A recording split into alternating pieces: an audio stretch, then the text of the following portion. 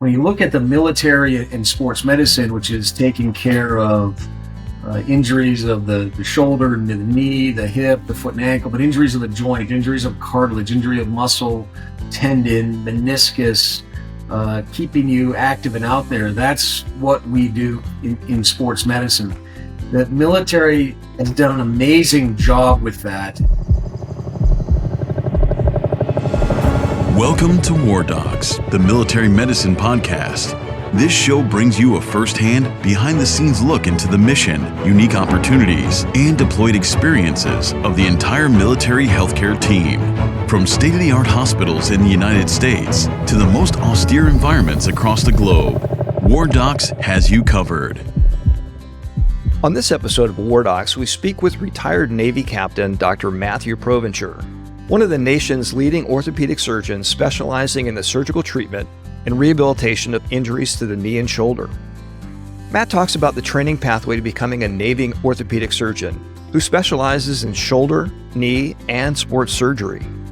Dr. Provencher has enjoyed an amazing career, and he describes some of the highlights, including serving as Director of Surgical Services aboard the USNS Mercy, the Navy hospital ship based on the West Coast.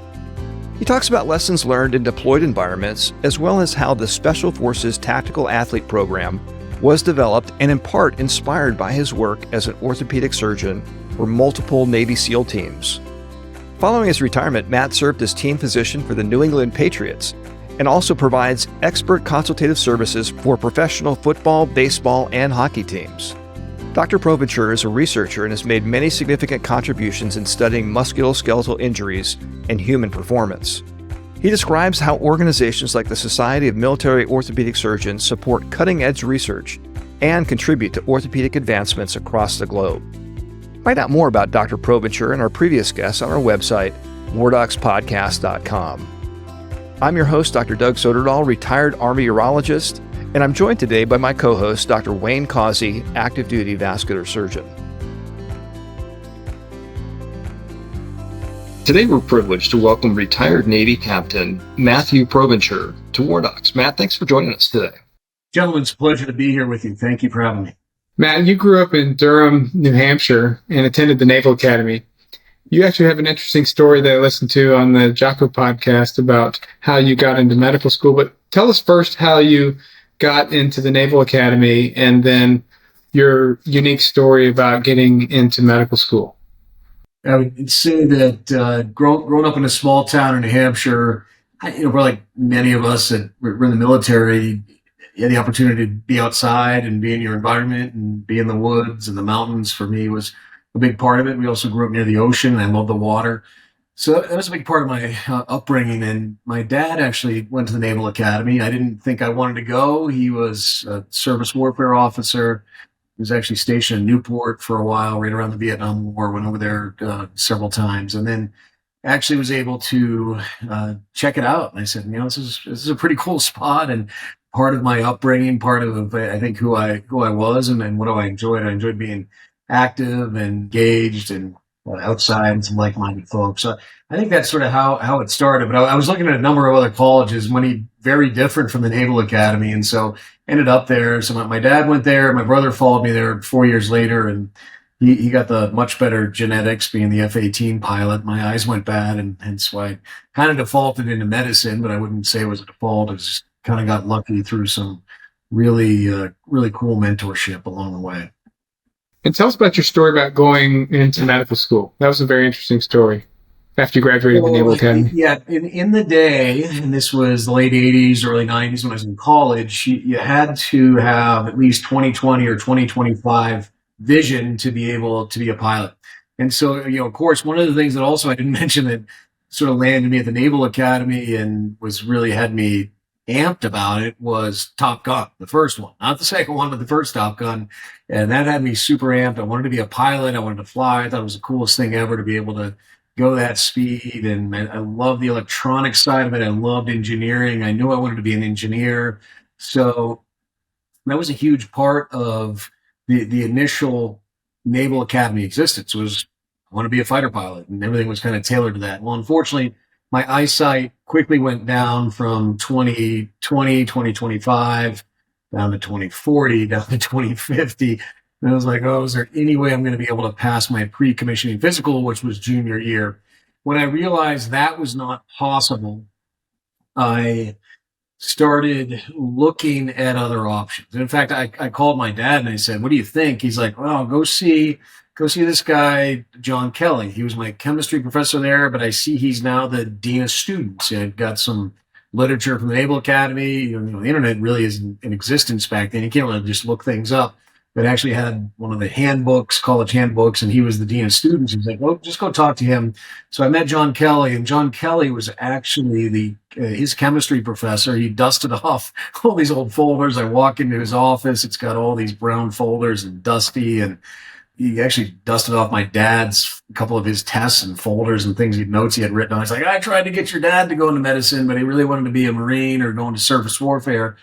You ever think about medicine?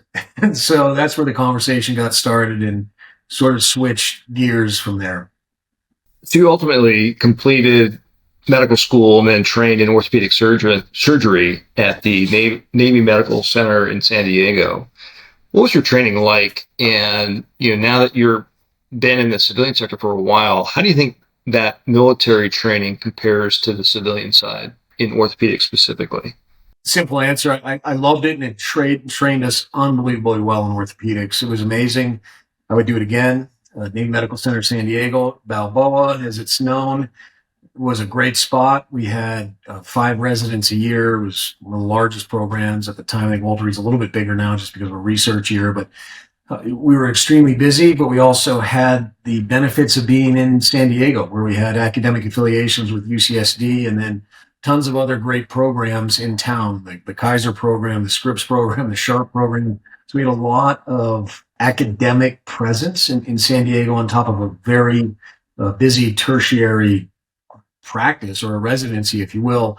And like many of us that are listening to this, and certainly many others had it much harder than myself, and even you two, perhaps, was we didn't have the 80-hour work week then. And so there was no residency requirements or restrictions, and we were on call all the time. And it was a lot. And 9/11 went down very near the end of my residency. And so it became very busy very quickly and amped up.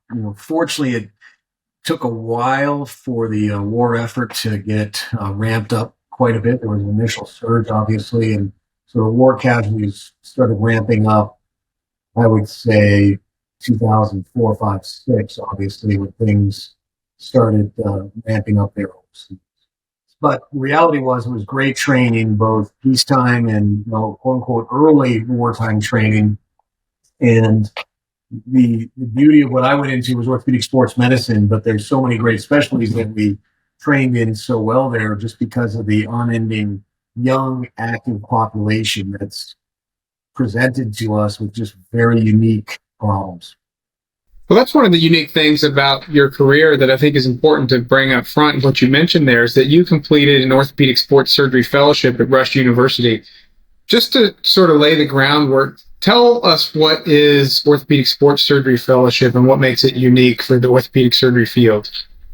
So orthopedic surgery, many of the residencies out there is 5 years. You have 5 years of orthopedic training. I did an internship, actually went to Japan. Like many of us had to do in the military, you do your initial training and internship, and then you do a general medical officer tour. I did a GMO tour. You could be a flight surgeon for 3 years. You could be a dive medical officer for 3 years. Some people do 1, even 2 tours, sometimes even longer, and then come back and complete residency training.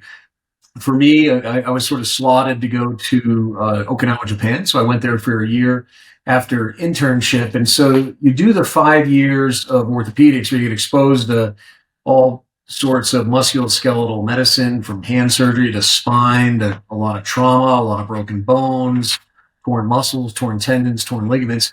And the specialty that I eventually went into was orthopedic sports medicine and sports surgery. And probably the biased reason for that, I was a rower at the Naval Academy, and it's all about mentors on our journey. And when I was rowing, I had a couple injuries. I mean, they were not catastrophic injuries, kind of overuse type of injury. I had some rib stress fractures. I had some what we call intersection syndrome, where you have a forearm tendon that has tendinitis as you do extension of your wrist. and a few other things while I was rowing, but came across Captain Eddie McDevitt, who was the head team physician at the Naval Academy. And he said, "Hey, you ever think about orthopedics?" After I was sort of thinking about medicine, I started hanging around Eddie McDevitt, and he's a legend in our sports medicine world in the military. And when you look at the military and sports medicine, which is taking care of injuries of the shoulder, the knee, the hip, the foot and ankle, but injuries of the joint, injuries of cartilage, injury of muscle, tendon, meniscus, keeping you active and out there. That's what we do in sports medicine. The military has done an amazing job with that. And that really goes back to all three of the academies with a significantly rich history of team physicians there that are generally orthopedic sports medicine trained, because they not only do all the surgery stuff, but you also take care of the teams. So having the background in sports injuries, sideline injuries, everything else was something that I relished and went to train further along in a fellowship at Rush. And most of our fellowships are 1 year. Finished up the Rush fellowship actually after a few years of doing general orthopedics, because we all sort of have to pay our dues along the way, just like after a delay in internship, after a delay in becoming a staff, we all sort of have to pay our dues before you get your choice of training. So you ultimately came back and served as staff at Balboa in San Diego. And one of your jobs there was director of sports medicine and surgery from 2007, 2013. And that was a time of fairly high still op tempo going on in the Middle East. Tell us a little bit about that assignment, and are there any particular cases that are memorable to your time as staff, as the sports medicine director? So it was a great privilege to have that job. We had one of the largest, well, we did have it because we know through our organization, we had the largest sports medicine department in all of military orthopedics at the time.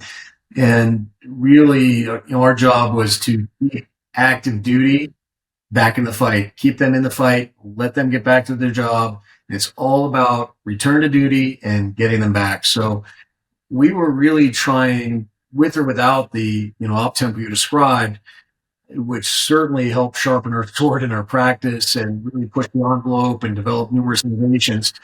But we were already doing that in the sports medicine world, the military, because we have so many 18 to 40-year-olds, which is the bread and butter of sports medicine, whether it's a knee injury, a shoulder injury, a hip, your foot and ankle. This is what we do and what we train for and what we love.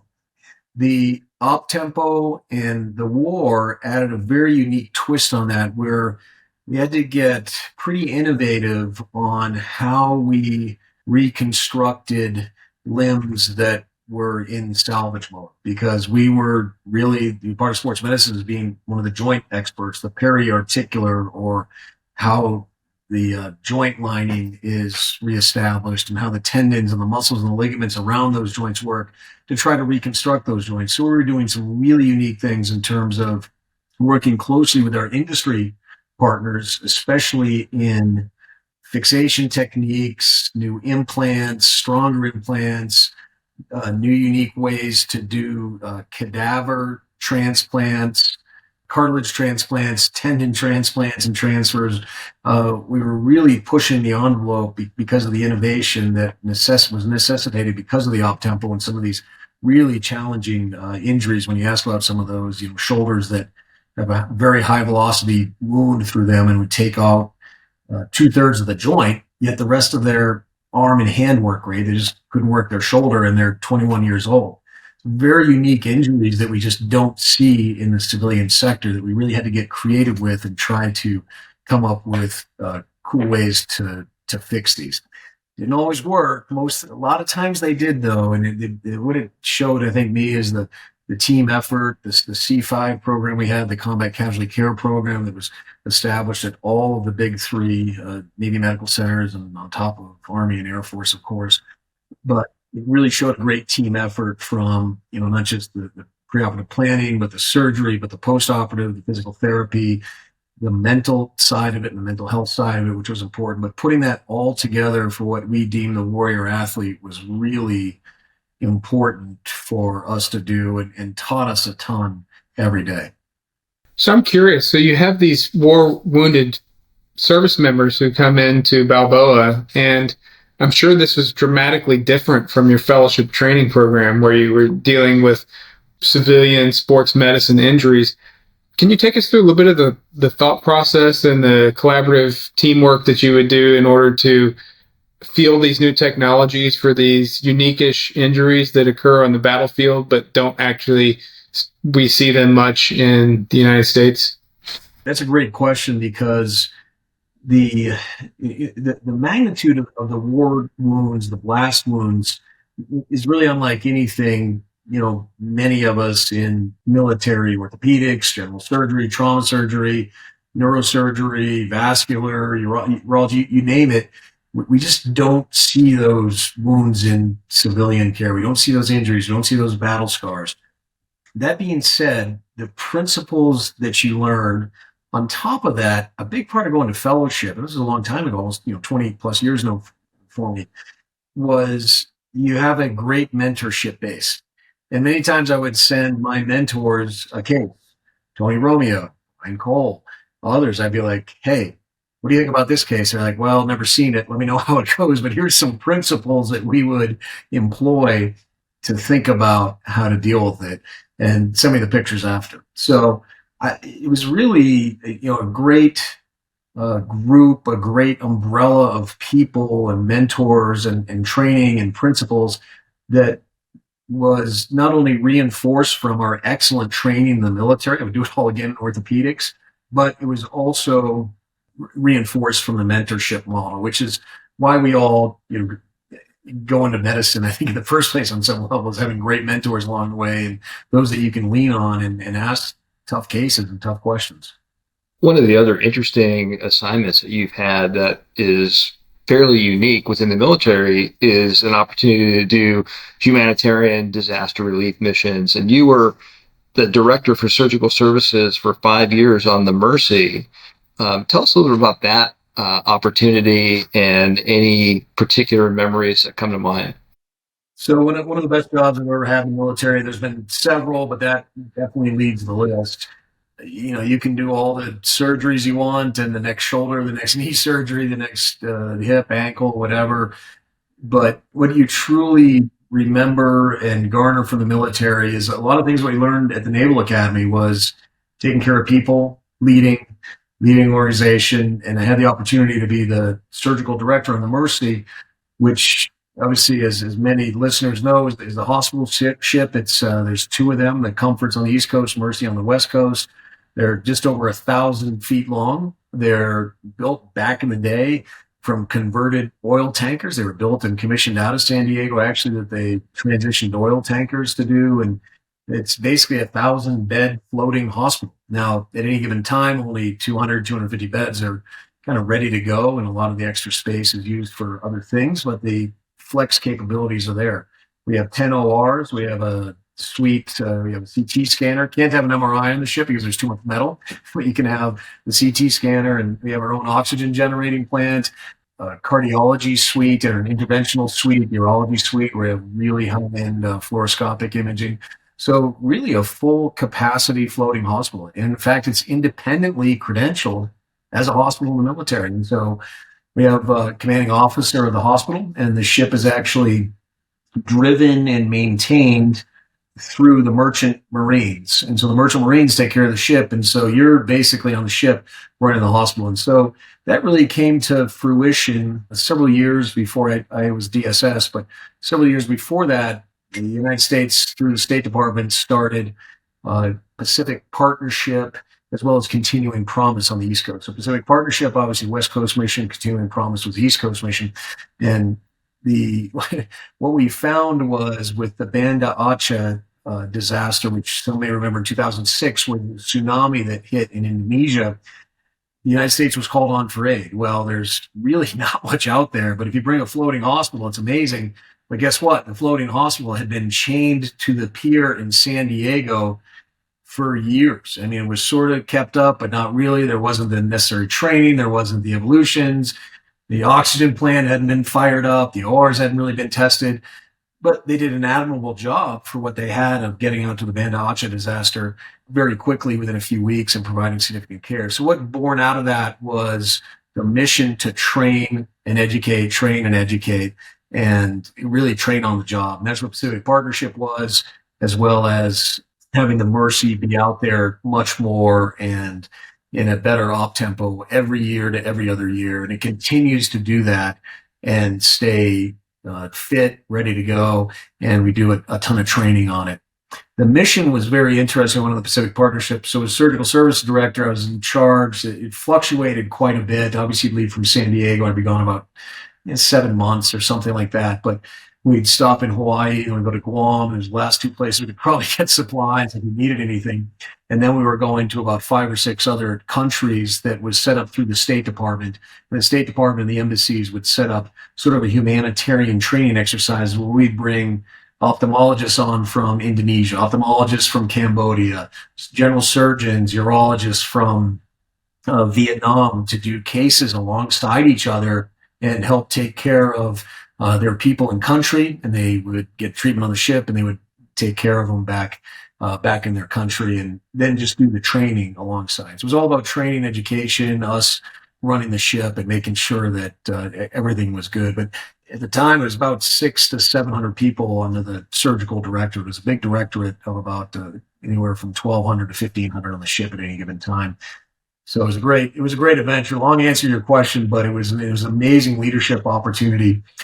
The last thing I'll say is it was a multinational. Many of our military missions are as a multinational mission where we had at least 10 to 15 NGOs, non-government organizations, Project Hope, Operation Smile, all sorts of other folks on board. And so you had to sort of organize that group and make sure nothing happened. And then on top of that, we had about 20 partner military nations represented. So we were truly almost the United Nations on the ship.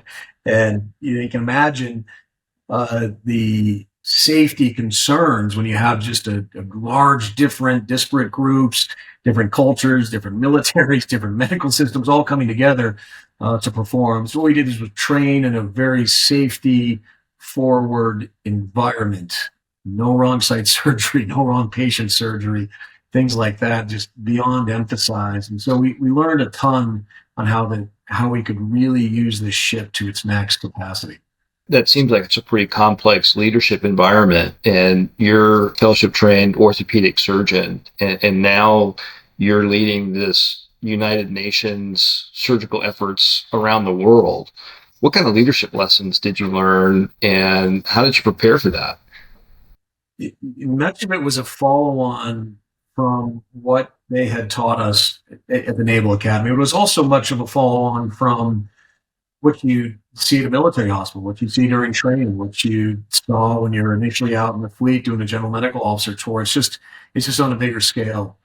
Some of the biggest lesson you learn, at least I think I did along the way, is really keeping yourself accountable and keeping yourself to have the integrity, the accountability to lead and always do the right thing. The second is just always trying to espouse a culture where everyone's voice matters. Everyone's important. We all know that in the operating room. We all know that with the timeout. We all know that sometimes the biggest potential mishaps in the operating room are picked up by a surgical tech or one of the second perioperative nurses that just happens to come in. So really empowering people to do their best. I had multiple committees that we would meet and go over everything. And I empowered my people. I empowered many leaders in the organization, from perioperative nursing to PACU nursing to certain divisions within the operating room, from general surgery to urology to ENT to ophthalmology. I don't know the first thing really about ophthalmology, but I need a group to be able to lead that. It was one of our busiest services, as you can imagine, with a lot of cataract surgery that was being done, because a lot of these patients live at the equator and the sun is very strong there. And as I found out, the cornea is very thin. And I asked my ophthalmologist from the Navy, I said, how hard are these cataract surgeries? They say on a scale of 1 to 10, these are about a 15. Unfortunately, there's some really good people there, because we didn't want to mishap. We didn't want to be in the front page of the New York Times, but we did want to go and train and provide service and really provide medical diplomacy, I think, if you will, around the world. So There are so many lessons, but it's taking care of your people, setting a great example, having accountability yourself, and having accountability of your people, but then giving them the power to lead, empowering them, telling them here's sort of commander's intent. I'm not going to tell you how to get there, but I want you to do that and come back tomorrow and show me how that's done.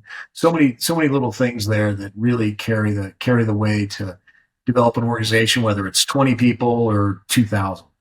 We mentioned something that seems obvious to me, but now that you said it, but before you had said it out, it wasn't quite, I didn't even think about it. But you said there's no MRI machine on the ship. And so I'm thinking, okay, here we are. I'm interviewing orthopedic sports medicine expert, and I know for certainty that MRI is one of the mainstays of what you do. And so when we think about CT scans, we think of, and X-rays, we think about bones, at least I do, or blood vessels even.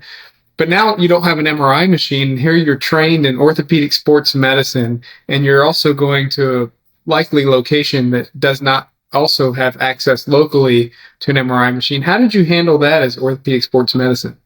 You sort of have to, or at least for me, you recalibrate. You say, okay, what did my predecessors do? What did my mentors do before MRI was ubiquitous? It was sort of when MRI came out, it was an absolute luxury to get an MRI of the knee. It was very expensive. It was hard to get. It took an hour and a half, 2 hours for the machine to spin. Now the spins are down to 11, 12 minutes max, maybe. I mean, it's almost as quick as a CT scan these days. So you're exactly right. It's ubiquitous in our field. We use it all the time.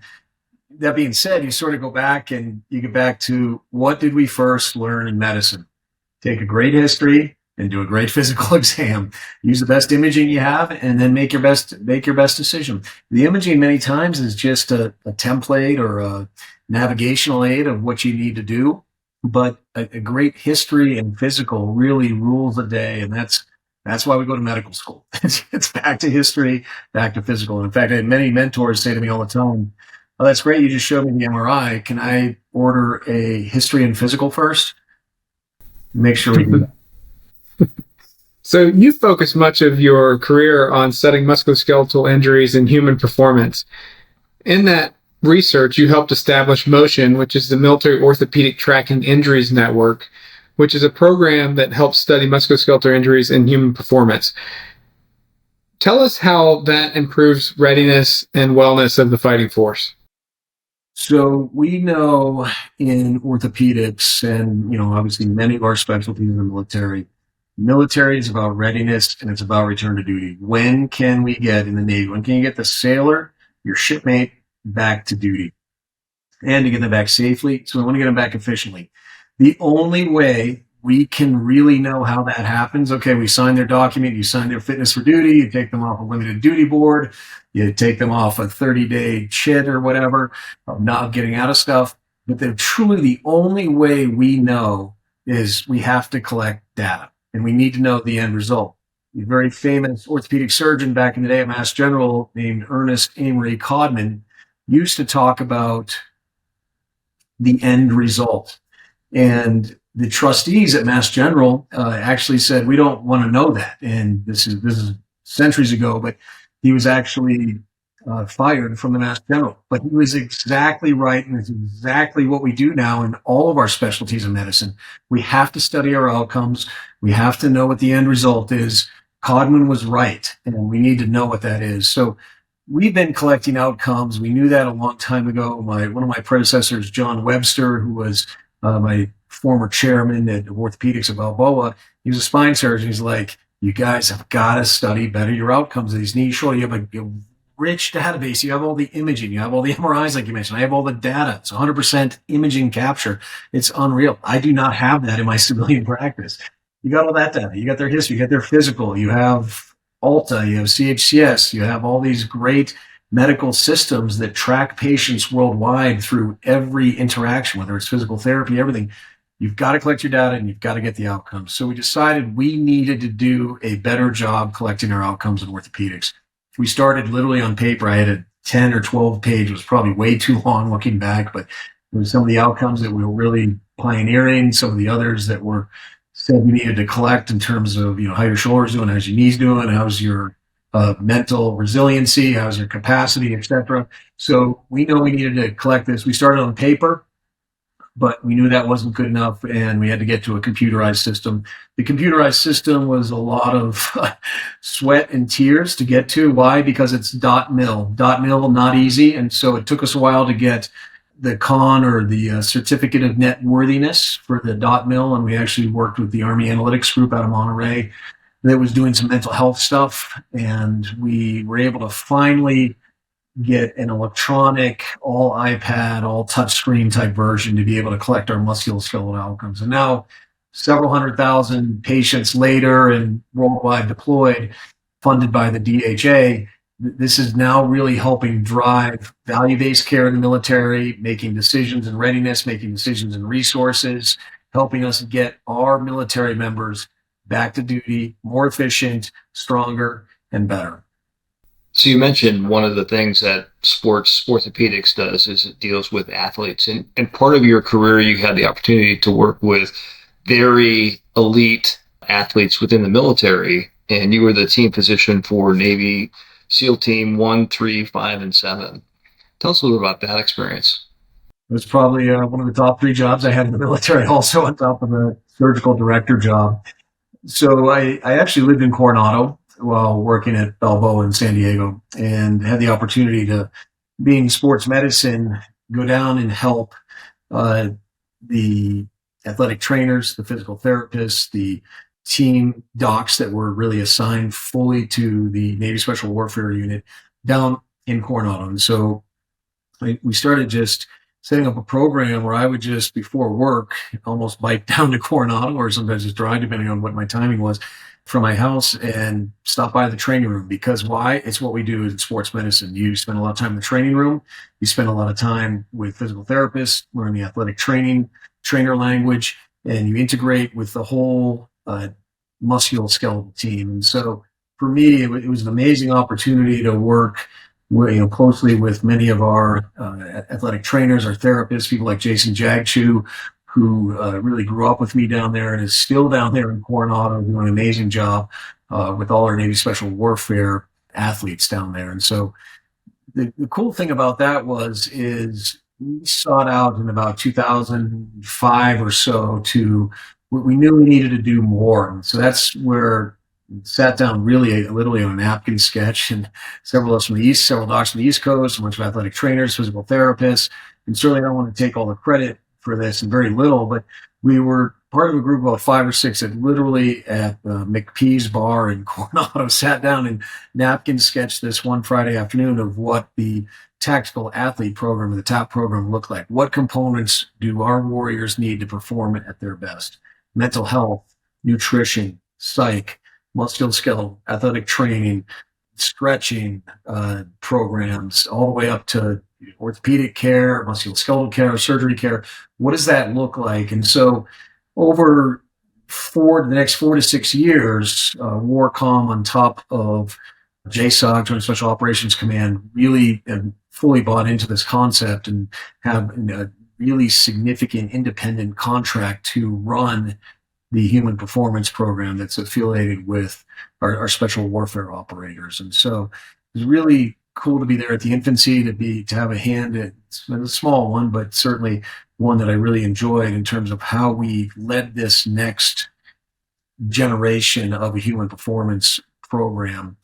And how did I know that this was working and pretty cool? Well, again, it was all about the outcomes and studying how we did and getting, these folks back to duty and getting back better. And now we have all kinds of outcomes and dashboards and how we monitor operators to allow them to be at their best and be at readiness, ready to go when our country asks them for it.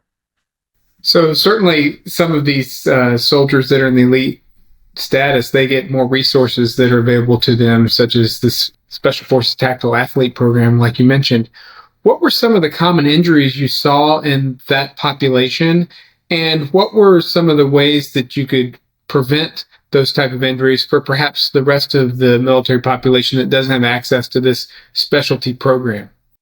Yeah, and I think I should first just clarify that, although this was probably first hatched or maybe really fine-tuned with Navy special warfare and our Army special warfare, Marine, MARSOC, Air Force special warfare. All of those type of commands really helped us fine-tune that. So this was a ubiquitous project, but what we see now, and I'm actually helping consult on some of this, is this concept is being brought to the entire fleet, to those that drive ships, to those that drive subs, to those that are Marines, everything. We know that keeping our most valuable commodity, which is our warrior athlete at their best, is the most important thing we can do in the military. Taking care of the warrior athlete and taking care of their families. We know that's absolutely key. So this has probably served on some level as a template for the military to follow. And of course, we're very proud of that because we know and we've seen it work and we know it can work and help the entire military out to help you be, as the individual military person, the best you possibly can be. So that's all going on right now. And we're really proud of that at the infancy.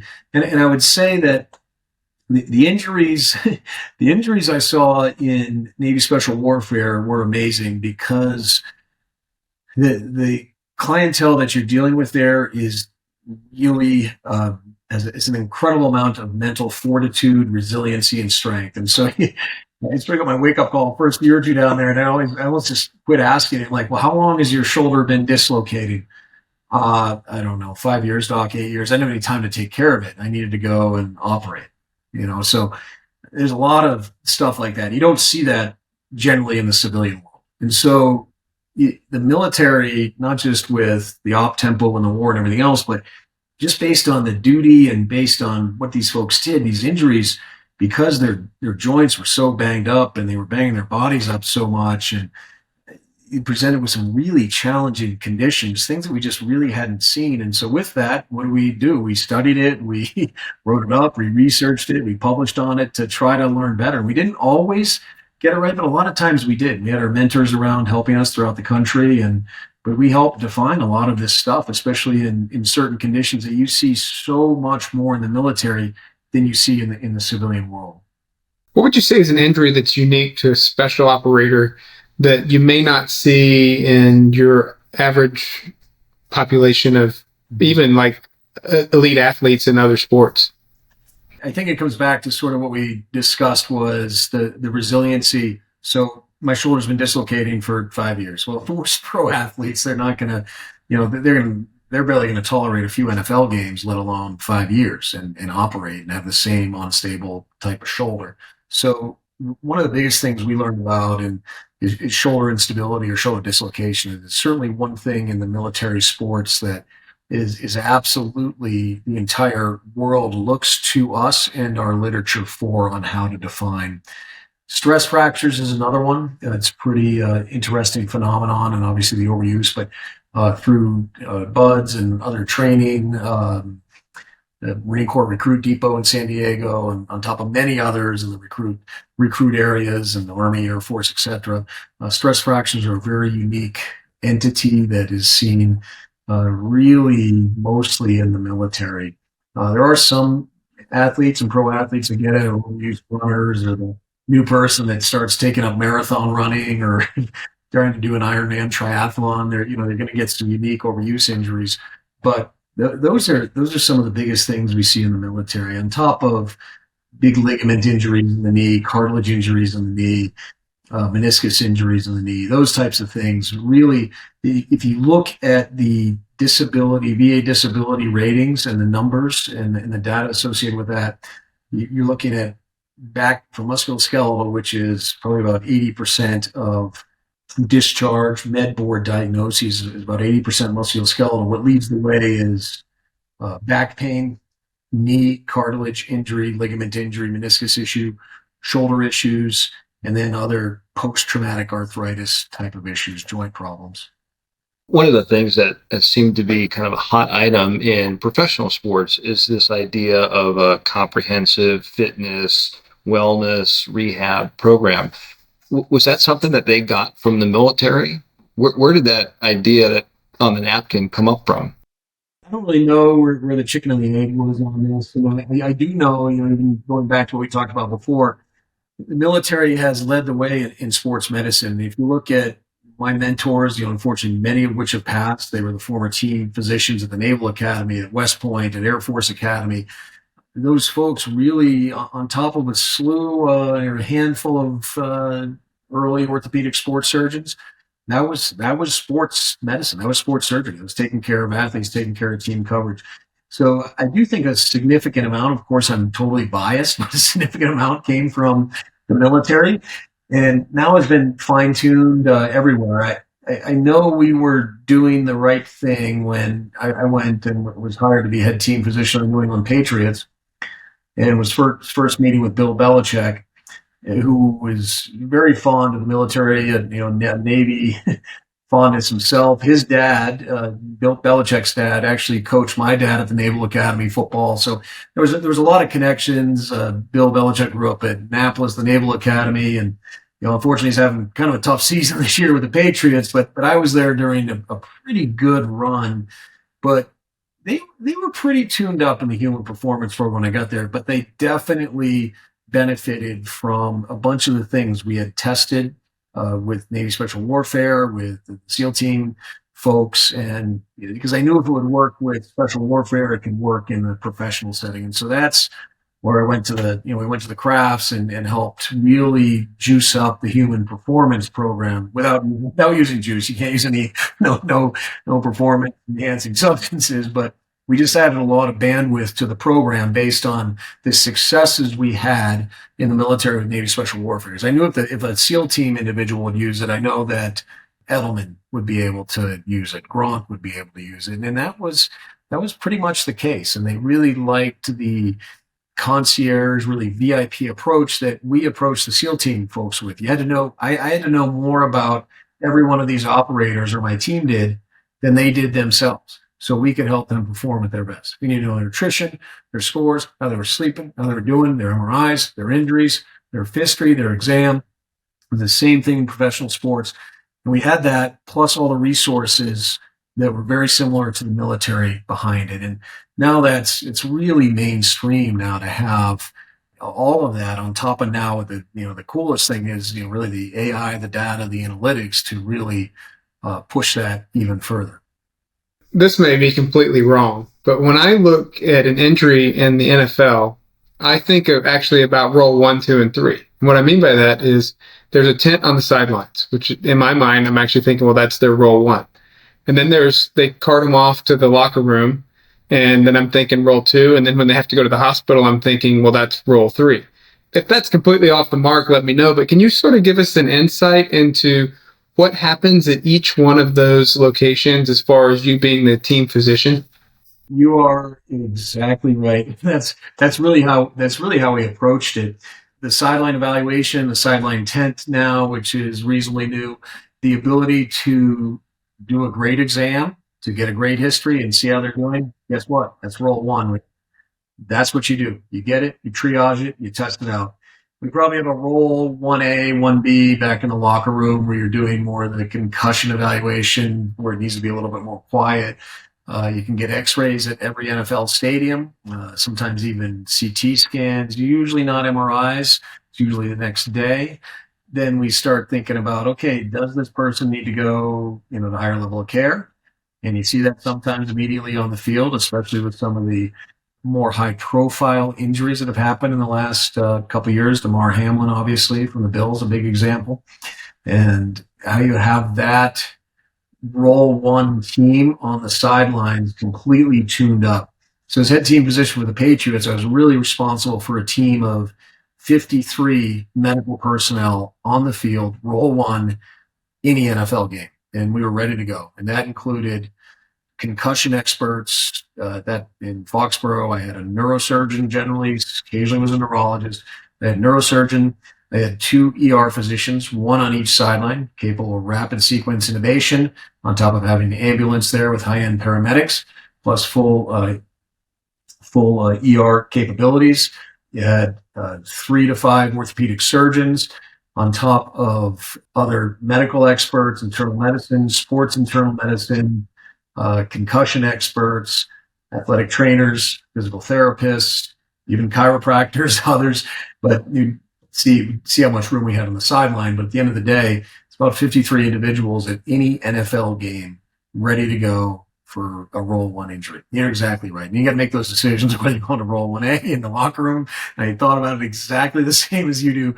Or we need to go to the hospital, or are they coming back on the plane with us? Or are we going to get the MRI tomorrow morning? And then I'll see you back in the training room, which is probably roll 2s. I got an MRI, I got all the imaging, I got another exam. And then it's really bad. Then we take you up to the hospital at Mass General and take care of you there. So just out of curiosity, kind of go to the roll 4, roll 5 level. What's your feeling as a sports orthopedic specialist about these Achilles injuries that's happened to Aaron Rodgers and Kirk Cousins, and they're coming back potentially in the same season? So first of all, I feel really bad for Aaron and Kirk given their injuries. One of my companies called the Predictors, we look at this at a very high level to see how injuries matter. Our slogan is health matters. And it's all based on everything we learned in the military. But the issue there is, I've got a gazillion calls from the league, from the PA, from everything, about turf versus grass. And they're like, okay, well, what's the deal with Achilles? What's interesting in Achilles, our data, we have data going back about 15 years. Our data shows no difference in terms of whether you injured your Achilles on grass or turf. It's the same incidence rate. So there are not the same numbers in certain other injuries. And when you look at that, our data would show that certain ankle sprains, certain ankle injuries, certain knee injuries, hamstring injuries are higher on turf any way you slice it on artificial surfaces. So the ability for these two folks to get back is something we love to do in sports medicine. Better anchors, better sutures, tape sutures, better biologics, biologic wraps, amnion wraps around the tendon. Aaron, I know it was exact surgery, had what we call a bridge type repair.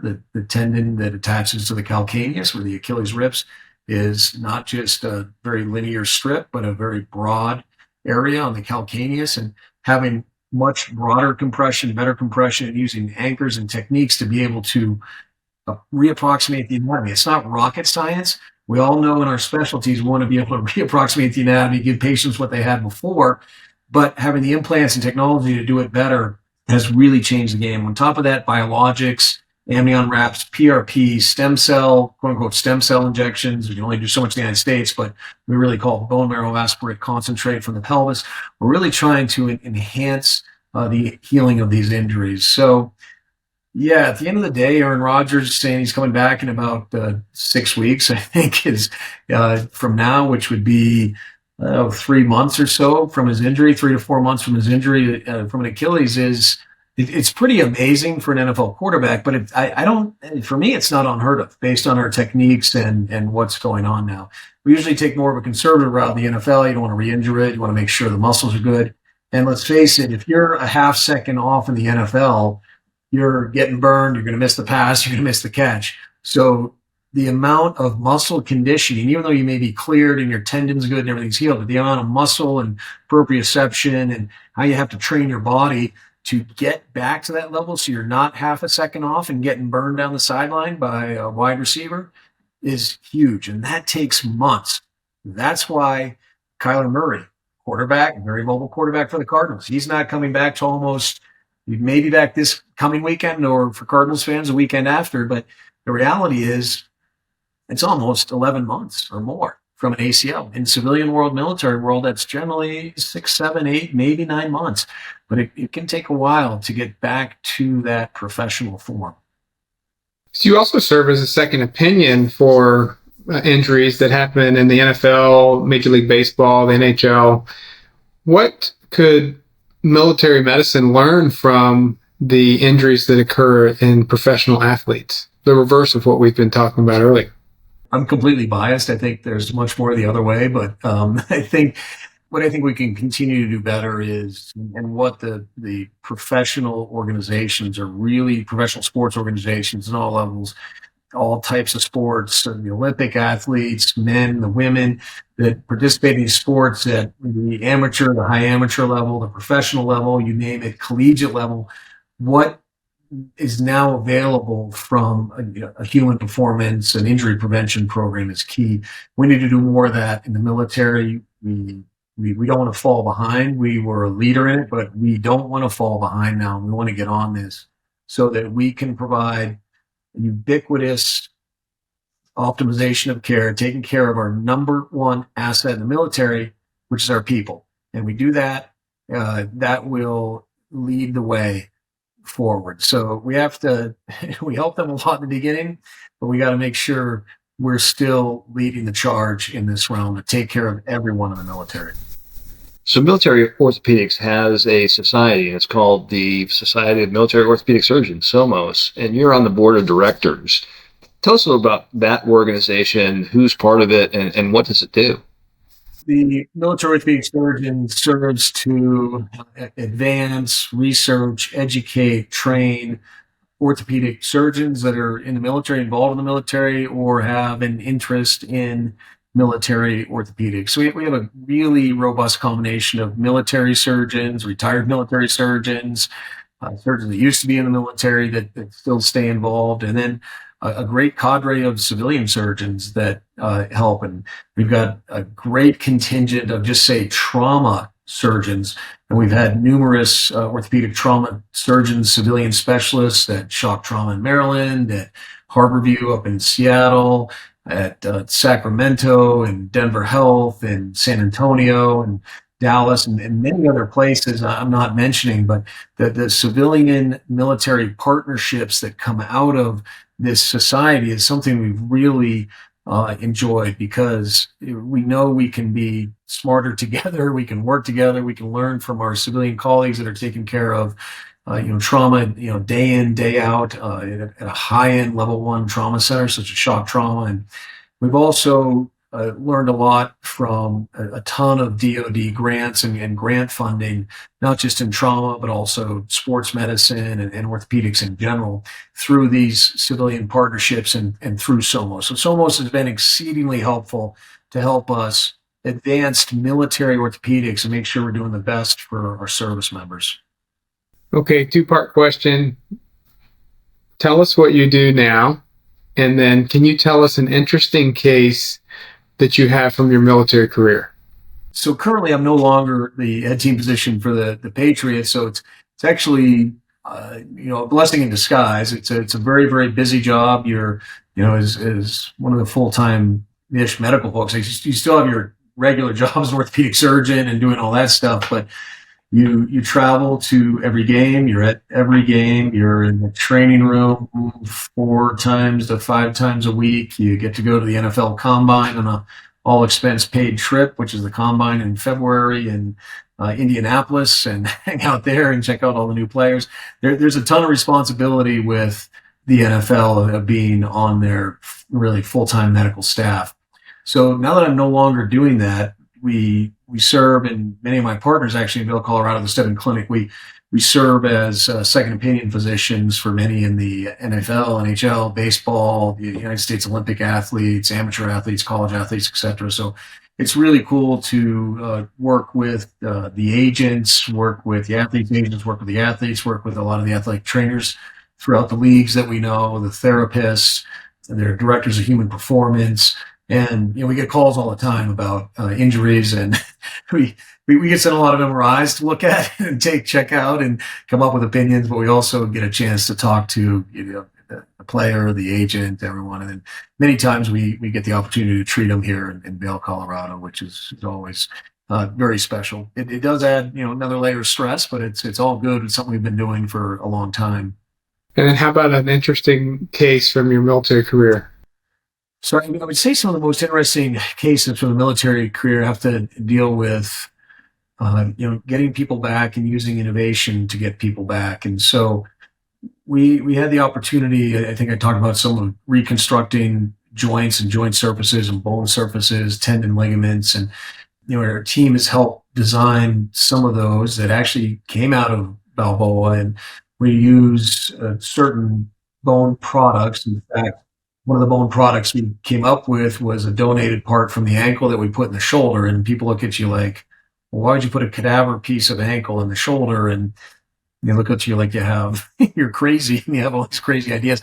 But after a lot of study and everything else, the reason we came up with this was to increase the ability to get bone products to treat patients. So one of the conditions you have is bone loss in the shoulder if you dislocate too many times. And at the end of the day, you have to reconstruct the bone. And we were always trying to find a solution for that, meaning let's reconstruct that with fresh bone, fresh cartilage from the glenoid, from the socket of the shoulder. The problem was the graft companies did not want to harvest the shoulder because of a variety of contamination factors. The gift of human life is something very special. And out of a human life, on top of all the organs, on top of the kidneys, on top of the heart, on top of the liver, if you get a high-end contamination or class 3 contamination, you would invalidate all of the grafts, and especially the musculoskeletal grafts. And there are about 180 musculoskeletal grafts from every gift of life that we can use for transplantation in patients. And we do it thousands and hundreds of thousands of times every day throughout the United States. And so one of the procedures we've been fortunate to help develop and out of Balboa was taking a piece of ankle bone because we couldn't get shoulder bone, and the ankle bone fits perfectly the shoulder bone, the glenoid socket. And so it's called the distal tibial allograft, or the end of the tibia, and the allograft is a donor bone.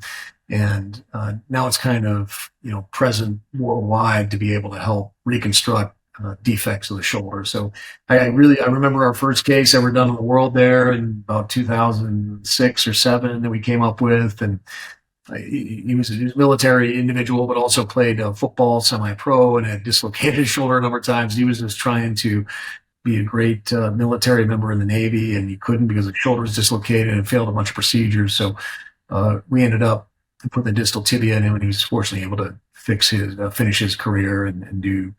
I just followed up with him, in fact, a couple years ago, and he was basically at 20 years. So it was some of those victories were really, really cool. And the innovations that have come out of military orthopedics and just military medicine in general have been truly amazing to help us. So that's just one small one, but there's so many others out there that people have done. When the history books are written 50, 100 years from now, how would you want your legacy in military medicine to be recorded? That's a tough one. I would say, first of all, if you're reading the history books about my history or whatever, hopefully it's for a good night story or something that might put you to sleep. But I would say that in military orthopedics and orthopedics in general, would really enjoy being valued and remembered as a teammate, as a contributor, and as a collaborator. Do you have any interesting stories of the NFL and the military? Yeah, so I've got one great story about the NFL and the military, and it's very unique, and not all of us have the privilege of serving in the military, and I really valued all 27 years that I was fortunate to serve. And one of the things we did, and this is a classic Belichick story. It's like late October one season. It was actually during our Super Bowl run when we went on to beat Seattle in that last second pickoff in the end zone with Malcolm Butler. So it was during that Super Bowl season. Of course, we didn't know it at the time, but Belichick grabs me and he's like, "All right, Matt, no tell anyone, but in a few weeks we're going to play Green Bay. It's going to be bleeping cold out there and bleeping this and da-da-da." So after Green Bay, we go and play San Diego Chargers. And we're actually going to go from Green Bay to San Diego, and we're going to stay in San Diego for a week. Now, we're not this college team. We're not this. We're not doing SeaWorld. We're not doing the zoo. We're not doing that. What do you think we should do? And I was like, I think about it for a second. Let's go to the Naval Hospital, San Diego. Let's go to Balboa. Let's go visit some wounded warriors. He's like, "Burge, get in here." Burge is his executive assistant, great guy. "Burge, get in here. We're going to set this up. So he sees me the next few days. He's like, "All right, so far, great, great response to this from the team. Things like this have to go through the NFLPA, the Players Association. They got to go all these approval process. Got to go through the captains. Got to go through all the stuff." And they basically, about a week or two later, coach comes to me. "Well, I thought it was going to be 10, but all 53 of the starters, plus the 10 practice squad, and all the coaches want to go visit the wounded warriors at Balboa." And I was like, "Ooh, okay, so now we got to really turn this on and figure this out and show the show. But I think it's probably been, and I don't know, maybe recent history has changed a little bit, but at least at the time in 2016, there was really no other team that had gone en masse to a hospital, let alone a military hospital. And so we set it up, and Jose Acosta was the CEO, and of course we had Brady and Gronk and Edelman. And Captain Acosta did a great thing in that he said, listen, why don't we have all of the players sort of divided up by the state they're from or the college they went to, and we'll sort of divide up the wounded warriors that are at C5 or inpatients or wherever around the hospital, and we'll visit them. And it was really an amazing event where we were practicing at University of, I think, San Diego that day, or UCSD or something. We get on all the buses, 5 or 6 of them, and all pull into the main turnaround at the flagpole of Balboa, and entire New England Patriots team gets off and all their shirts, and they're all kind of dressed up and ready in their practice stuff. And they get disseminated around the hospital. And so you had 53 plus the 10 practice players plus all the coaches. We were there probably an hour and a half or 2 hours, and I was, walking around making sure everyone was integrated, which really wasn't hard. I mean, the players were completely into it, completely fired up about it. We're boarding the buses, and if I could count the number of players that I could actually see either tears streaming down their eyes or their eyes sort of welled up, it would be at least 75% of the team. And in fact, people like Vince Wilfork and Edelman came up to me and said, Doc, this was like unreal. I'm supposed to be giving motivation to this wounded warrior that doesn't have legs, has one arm. And this guy is telling me to go kick butt on Sunday against the Chargers and go do this and go do that.